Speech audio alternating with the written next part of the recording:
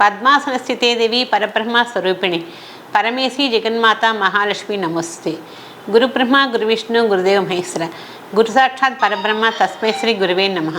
Doctor PA Raman గారి పాదం నమస్కరించుకుంటూ మనం ఈ వారం గ్రహ సంచారం గ్రహించినట్లయితే మేషరాశి వాళ్ళకి ఆర్థికంగా ఇబ్బంది అంటూ ఏమీ లేదు, అన్ని విధాలు బాగానే ఉంది.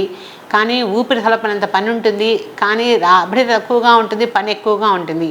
శ్రమ తగ్గ ఫలితం లేదని బాధపడుతూ ఉంటారు. కానీ ఉద్యోగంలో కూడా చాలా ఒత్తిడి పెరుగుతుంది. పై అధికారులకు వచ్చే సమస్యలు కూడా అధికంగా ఉంటాయి. ఏదో ఒక మాటతో ఇబ్బంది పెడుతూ ఉంటారు. ఇవన్నీ కూడా మేషరాశి వాళ్ళకి టైం బాగున్నప్పటికి కూడా ఏదో చికాకులు ఎదురవుతూనే ఉంటాయి. కొంచెం జాగ్రత్త వహించండి. అప్పుడప్పుడు మేషరాశి వాళ్ళకి ఆరోగ్యంలో కూడా చిన్న ఇబ్బందులు వస్తాయి, రావడం ఆస్కారం ఉంది. కాబట్టి కొంచెం జాగ్రత్తగా మెలకువగా ఉండండి.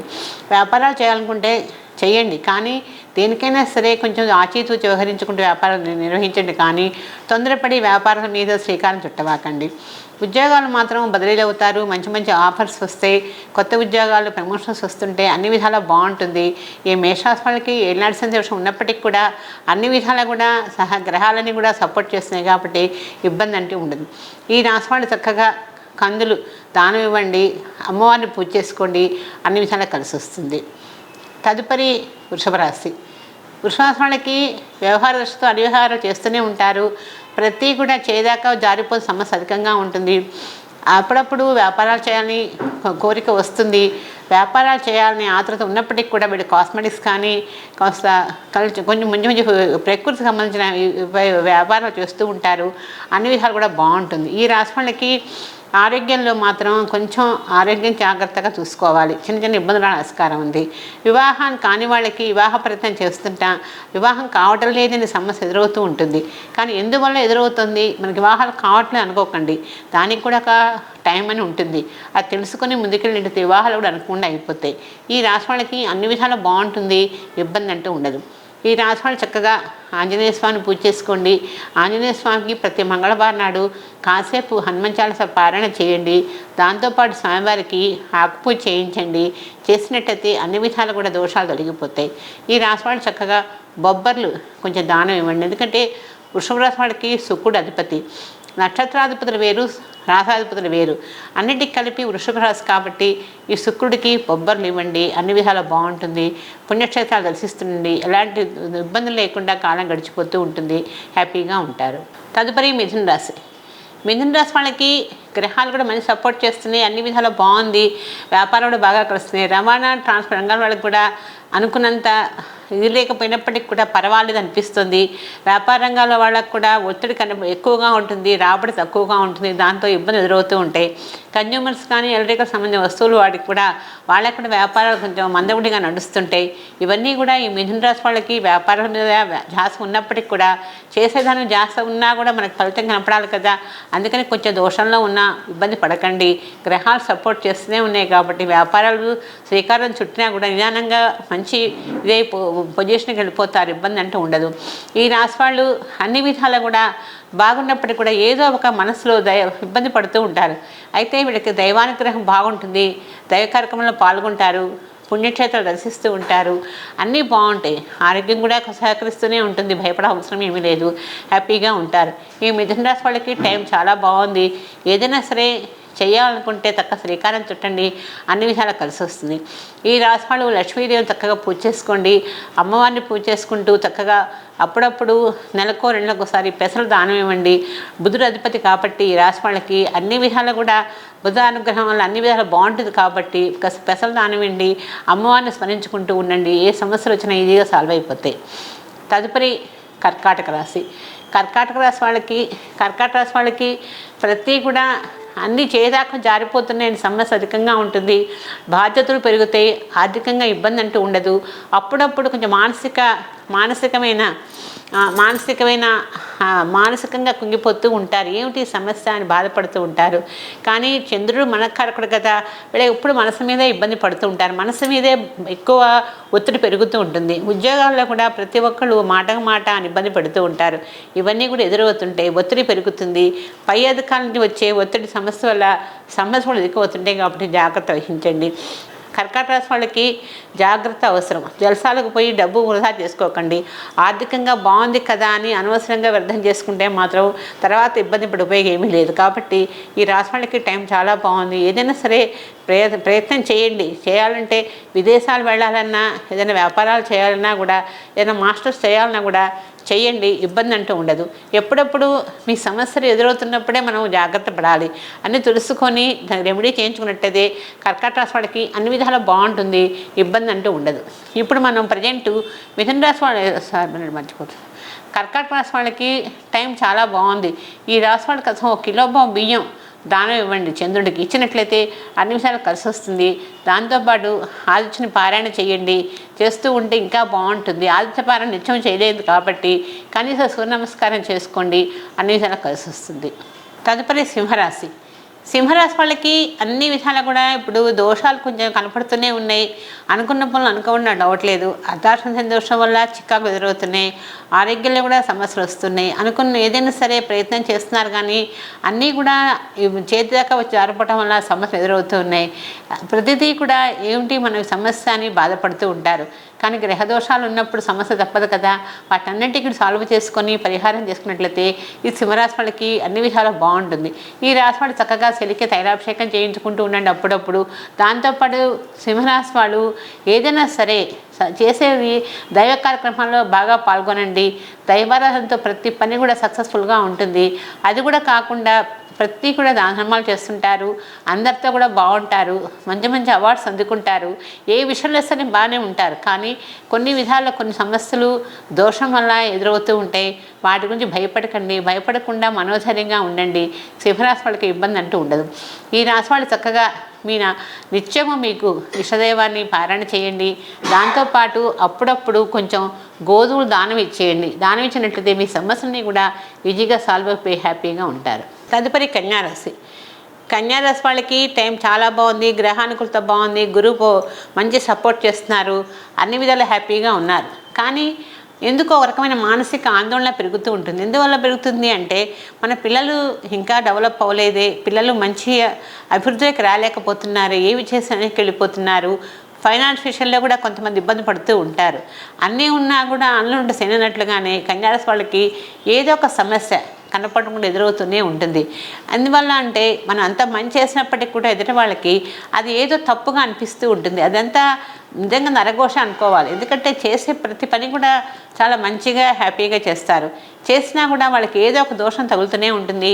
దాంతో ఇబ్బంది పడుతూ ఉంటారు. ఈ రాశి వాళ్ళకి ఆర్థికంగా ఇబ్బంది అంటే ఏమీ లేదు. ఉద్యోగాల్లో కూడా మంచి అభివృద్ధి కానవస్తుంది. కానీ మానసిక ఒత్తిడి పెరుగుతుంటుంది. బంధువుల్లో కూడా చాలామంది అనవసరం మాటలతో ఇబ్బంది పడుతూ ఉంటారు.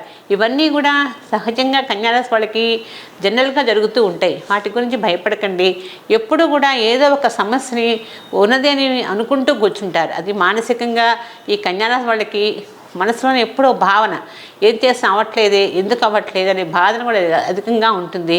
ఇంట్లో కూడా ఒక రకంగా మూడీగా ఉంటాం. ఏ చేద్దా ఉన్నా కూడా అవ్వట్లేదు అనే బాధతో ఇంట్లో భార్యాభర్తలు కానీ పిల్లలు కానీ ప్రతి ఒక్కళ్ళకి మానసికంగా మూడీగా ఉంటాం, ఇబ్బంది పడుతూ ఉంటారు. కానీ ఈ కన్యారాశులకి టైం చాలా బాగుంది. ఏదైనా సరే చేయాలనుకుంటే చేస్తారు. కానీ కొంచెం టైం తీసుకుంటారు. టైం తీసుకున్నా కూడా సక్సెస్ఫుల్గా ఉంటుంది. ఇబ్బంది అంటూ ఉండదు. ఉద్యోగాల్లో కూడా కొంచెం అభివృద్ధి కానవస్తుంది. ఏదైనా ఉద్యోగ ప్రయత్నం చేయండి. చేసినట్టయితే ఉద్యోగాలు రావడం ఆస్కారం ఉంది. పదవులు అలంకరిస్తారు. హ్యాపీగా ఉంటారు. వివాహాలు కూడా చేయడానికి ప్రయత్నం చేయండి. వివాహాలు కూడా అనుకోకుండా అయిపోతాయి. అన్ని విధాలు కూడా కలిసి వస్తుంది. టైం బాగున్నప్పుడే మాన్ని చక్కబెట్టుకోవాలి. కాబట్టి ఈ కన్యారాశి వాళ్ళు చక్కగా లక్ష్మీ గణపతిని పూజ చేసుకోండి. అప్పుడప్పుడు లక్ష్మీ గణపతి హోమం చేయించండి. చేయించినట్టయితే ఎలాంటి సమస్యలు వచ్చినా కూడా ఈజీగా సాల్వ్ అయిపోతాయి. ఇబ్బంది అంటూ ఉండదు. ఈ రాశి వాళ్ళు కాస్త పెసలు దానం ఇవ్వండి. ఇచ్చినట్లయితే ప్రతిదానికి కూడా ఒక రెమెడీ అని ఉంటుంది. సమస్య వచ్చినప్పుడే రెమెడీ చేసుకోవాలి. హెల్త్ ఎలా ఇబ్బంది పడుతున్నప్పుడు మనం మెడిసిన్ వేసుకుంటున్నామో ఇది కూడా అంతే. ఎందుకంటే మన హెల్త్ని బట్టే కదా ప్రతి కూడా బాగుంటే, ఆరోగ్యం బాగుంటే అంతకు మించి ఇంకొట్టలేదు. కాబట్టి ఈ రాశి వాళ్ళకి ఏ ఇబ్బందులు అంటూ ఉండవు. హ్యాపీగా ఉంటారు. అన్ని విధాలు కలిసి వస్తుంది. తదుపరి తులారాశి. ఈ తులారాశి వాళ్ళకి రవాణా రత్నాలు బాగా కలిసి వస్తుంది. వ్యాపారాలు బాగుంటాయి. పండ్లు కూరగాయలు వ్యాపారస్తులు కూడా బాగా ఉంటుంది. ఇప్పుడు మంచి టైము, ఎందుకంటే పంటలు బాగా పండే సమయం వచ్చింది కాబట్టి వ్యాపారాలు కూడా బాగా మంచి సపోర్ట్గా ఉంటాయి. కానీ వాతావరణంలో కొంచెం మార్పులు చెరుపు కనపడుతుంటాయి. ఇవన్నీ కూడా గ్రహించుకుంటూ వ్యాపారాలు చేసుకుంటూ ఉండండి. చేసే పని పాలు పెరుగు కన్యూమర్స్ లాంటివి కూడా బాగా కలిసి వస్తాయి. అప్పుడప్పుడు వ్యాపారం మీద జాస్తి పెట్టినప్పటికి కూడా వ్యాపార ధోరణిలోనే ఉండకండి. ఎందుకంటే వ్యాపారమే మనం అనుకోకూడదు. ఏదైనా సరే సైడ్ వ్యాపారం చేసుకుంటూ మనం చేసే ఉద్యోగాల్లో కూడా నిమగ్నమై ఉండాలి. వాటి మీద ఎక్కువ ప్రోత్సాహం పెట్టుకొని చేసినట్లయితే హ్యాపీగా ఉంటారు. భార్యాభర్తలు కూడా అన్యోన్య జీవితం గడుపుతూ ఉంటారు. ఇబ్బంది అంటూ ఉండదు.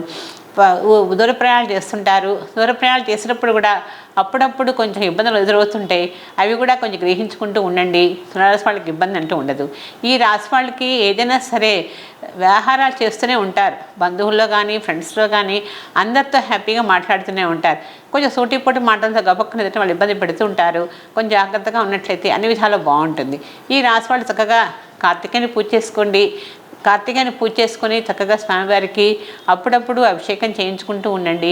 మీ సమస్యలన్నీ కూడా ఈజీగా స్వామి ఎప్పుడు ఆయన కృపా కటాక్షం మెల్లడం ఎందుకు ఉంటాయి. అందుకని ఈ రాశి వాళ్ళకి ఇబ్బంది అంటూ ఏమి ఉండదు, హ్యాపీగా ఉంటారు. ఈ రాశి వాళ్ళు ప్రతి కూడా చేయాలని చేస్తుంటారు కాబట్టి ఏ పెళ్లి అసలు ఈజీగా అయిపోతుంది. అందుకని ఈ రాశి వాళ్ళు కాస్త బొబ్బలు దానం ఇస్తుండండి. అప్పుడప్పుడు ఇచ్చినట్లయితే ఈజీగా అనుకున్న పనులను కూడా సక్రమంగా నెరవేరితే ఇబ్బంది అంటూ ఉండదు. తదుపరి వృశ్చిక రాశి. వృశ్చిక రాశి వాళ్ళకి ఏదైనా ప్రయత్నాలు చేస్తుంటే సానుకూలంగా జరిగిపోతూ ఉంటే ఇబ్బంది అంటూ ఉండదు. శని ప్రభావం ఉన్నప్పటికీ కూడా అన్ని పనులు కూడా ఈజీగా సాల్వ్ అయిపోతుంటాయి. కానీ ఉద్యోగాల్లో మాత్రం ఒత్తిడి పెరుగుతుంది. పైవాళ్ళ నుంచి వచ్చే బాధ్యతలు ఎక్కువ పెరుగుతాయి.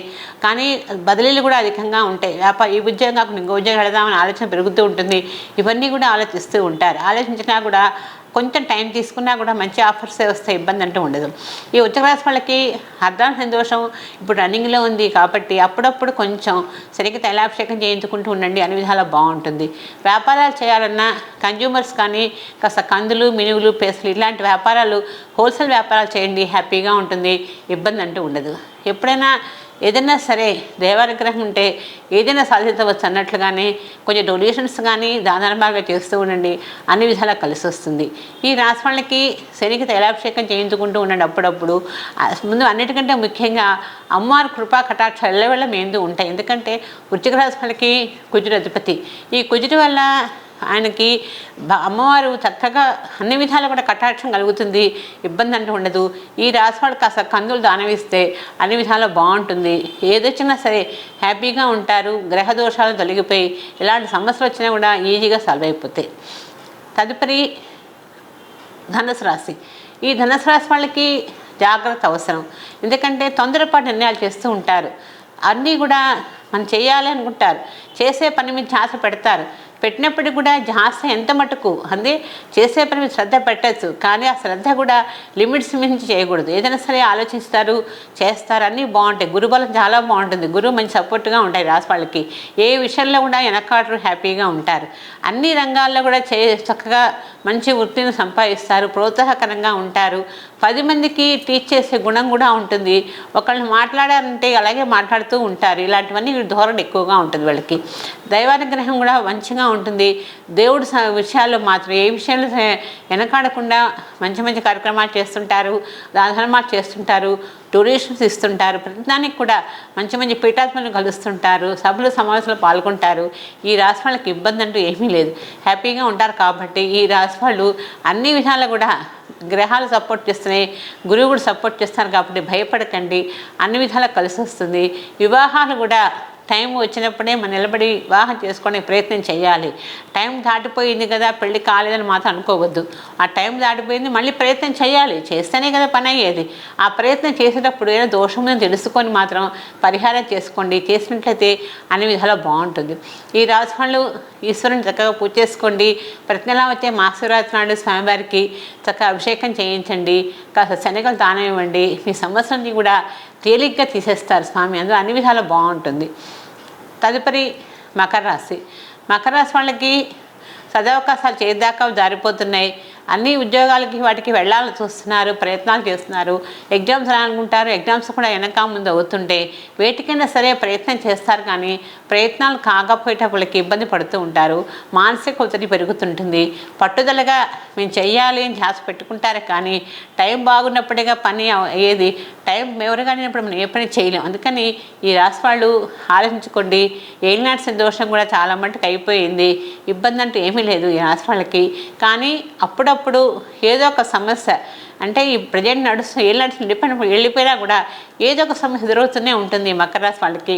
అప్పుడప్పుడు జాగ్రత్తగా మలుచుకుంటూ ఉండండి, అన్ని విధాలా బాగుంటుంది.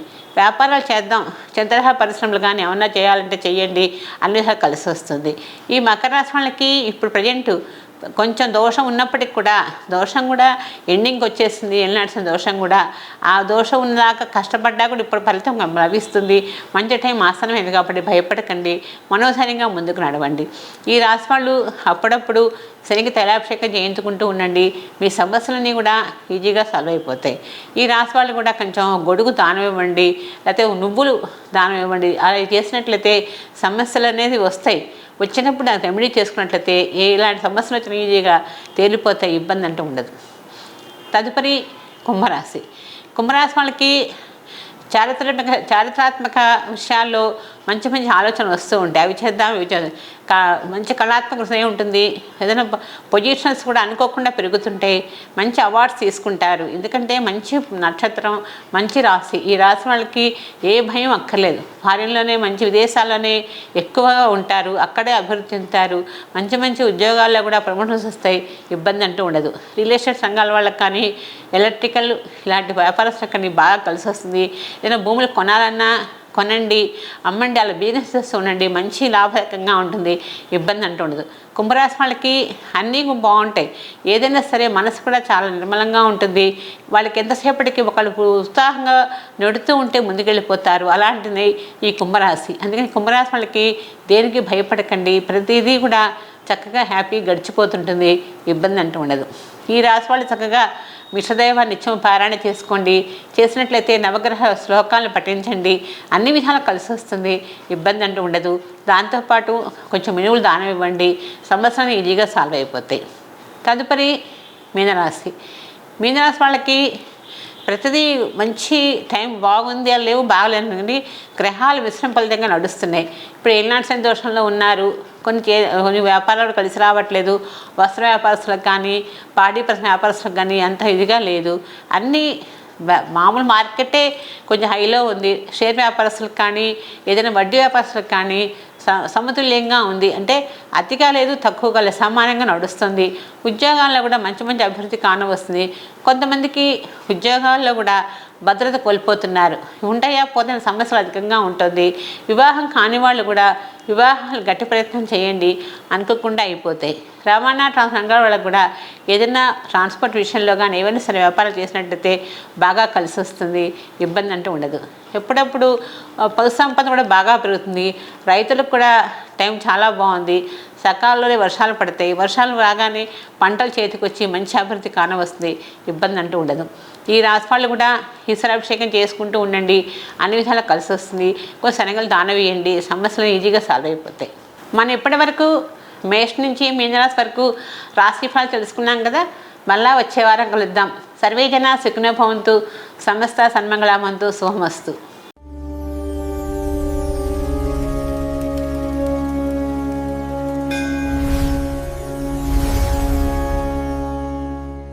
Don't forget to hit the like button and subscribe for more videos.